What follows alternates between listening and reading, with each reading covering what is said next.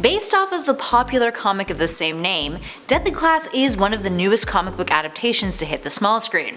Based off of the story by Rick Remender and Image Comics, Deadly Class follows a teen named Marcus, who becomes enrolled in a private academy called King's Dominion where students are trained to become assassins. So before you dive into the show or the comic, we're breaking down some things that you may or may not have known about it with our list of the top 10 Deadly Class shocking facts. Now before we begin, just want to give a major shout out to one of our brand new channels, our sister channel Beyond the Screen. So if you guys love movies, television, pretty much anything cinematic adaptation, especially if it pertains to comic books, you guys should definitely head on over there. We've got an awesome host named Jocelyn who's just killing it. So yeah, make sure you guys head on over there after this video and click subscribe. There's gonna be some really good videos coming out on that channel. Alright, now let's get to it.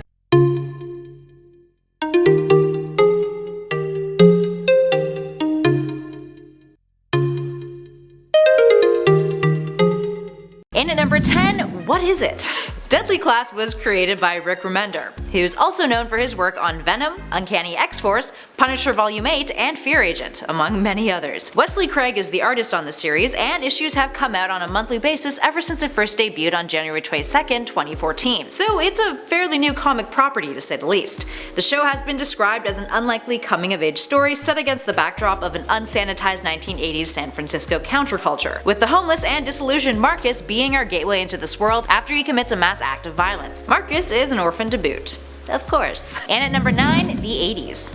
Both the show and comic are set in the late 80s, specifically 1987. As Remender has noted, there's never really been a story told that really unpacks what it was like to live as a teenager through the Reagan era, at least in mainstream comics. A big societal theme in the show is the result of what Reagan's actions in office led to, especially his closing of government-funded mental health care facilities, which led to an increased amount of homelessness in urban areas, a problem that directly affects Marcus and leads to his parents' untimely demise.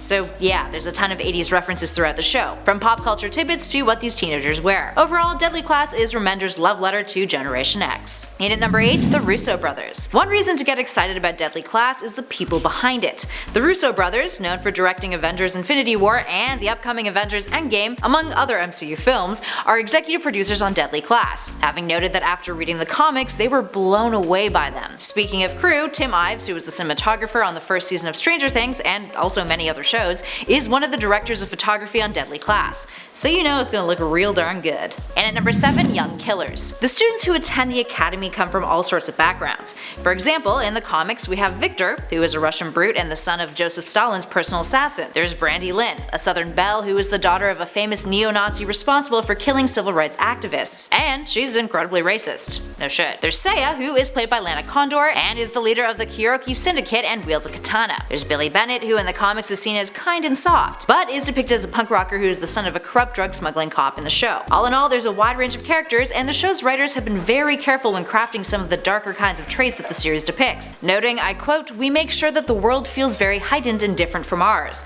and in that way we can explore these themes without making people feel too uncomfortable about the current state of the world." And number 6, GAVRILO PRINCIP. In the pilot for Deadly Class, we're given a heavy dose of foreshadowing that may or may not pan out over the course of the season. Master Lin, played by Benedict Wong, spends a chunk of time recounting the assassination of Franz Ferdinand, the Archduke of Austria, whose murder was the catalyst for World War I. His killer was GAVRILO PRINCIP, a Serbian nationalist who worked for a secret society called the Black Hand. So why does this matter? Well, Princip was 19 at the time of the murders, having killed Ferdinand's wife in the process, and claimed he committed the crime because, I quote, "As future sovereign he would have prevented our union by carrying through certain reforms." Now, without getting too heavily into the politics or history behind it, long story short, the Archduke coming into power would not have put the people's best interest at heart, or at least that was the Black Hand's opinion. Now, let's look at Marcus from Deadly Class. Marcus blames Barbara Salinger's suicide, that inevitably killed his parents, on Ronald Reagan, due to his cutting of funding for US mental health facilities, a similar kind of motive as Princip, to an extent. Marcus wants to kill Reagan, practicing the deadly arts in order to kill off the man who robbed him of his parents. And at number 5, expansion. One of the biggest things to know about the Deadly Class series if you're a fan of the comics is that the show is very much an expansion of the original source material. According to creator Rick Remender, I quote, "In the comic books, I have to choose the most essential storytelling elements, so I don't really get to linger in the school all that much. I don't get to deal with the class classes, the training, or the ins and outs of things like PTA meetings. Because, as readers of the comics know, I can barely fit the story of my main cast into the 35 issues we've done of the series so far. So the joy of this is that it allows us to expand and unpack the universe. We can look around and see what corners of it were unexplored. Now, speaking of expanding on the original source material, that brings us to our next number, in at 4, Henry Rollins. One of those parts of the show's expanded universe is the school's poison teacher, Jürgen Denke, played by Black Flag legend Henry Rollins. Now, according to Remender, the poison's teacher was a character he had a lot of ideas for, but ultimately couldn't really incorporate a narrative for in the comics. Now with the show, Jürgen gets way more of a narrative, and Rollins is the perfect fit as far as Remender is concerned. Rollins and Black Flag were huge influences on him and for the series as a whole. I quote, "I obviously love Black Flag in all its iterations, but in 1989 I started hearing Henry Rollins' spoken word stuff and buying his books. Those things had a huge impact on me because here was this guy delivering this authentic disclosure without any need for veneer or trying to sell a cult of personality. It was somebody who was philosophical like Mark Twain, and just as smart, but came from a scene that's near and dear to me. It was him recounting his tales of growing up with Ian McKay from Minor Threat and Fugazi that were one of the biggest influences on Deadly Class." He also told CBR.com that he geeked out hard when Rollins was on set, which is actually very endearing. In at number 3, More Than Violence. According to showrunner Miles Orion Feldsot, much thought has been put into the depiction of violence in the show, and it's not just violence for the sake of being edgy. I quote, "I think there's two ways to look at art, and it's certainly a question that Rick and I ask ourselves not only when we put violence in this project, but in if we put homophobia or racism or sexism or any kind of ugliness of the world. When we put it into a project, you have to ask yourself, why is it there? I think it's there to hold up a lens, a mirror, to society. And there's certainly the other way to go, which is more aspirational art. But there are dark things in our society that we want to examine through art, and I don't think we're really interested necessarily in, oh, violence is cool and it's edgy. It's more about, what are the consequences of that?" And at number 2, Wes Was Here. When watching the pilot episode of Deadly Class, you might notice a cool little Easter egg that pops up on the side of a bus stop. It's graffiti that reads, "Wes Was Here," which is a reference to Wesley Craig, the artist behind the Deadly Class comics.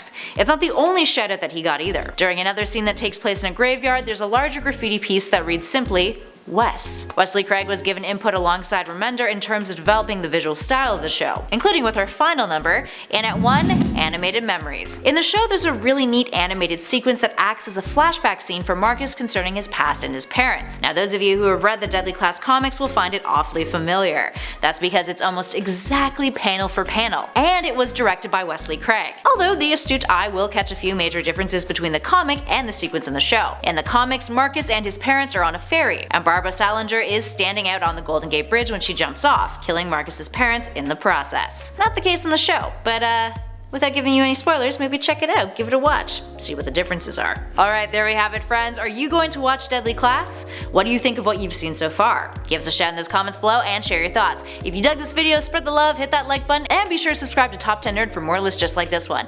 Also, check out Beyond the Screen, our new sister channel. It's all things movies, all things television, pretty darn dope. Give it a look, and subscribe to them too. In the meantime though, thanks for watching friends, I'll catch you all in the next video.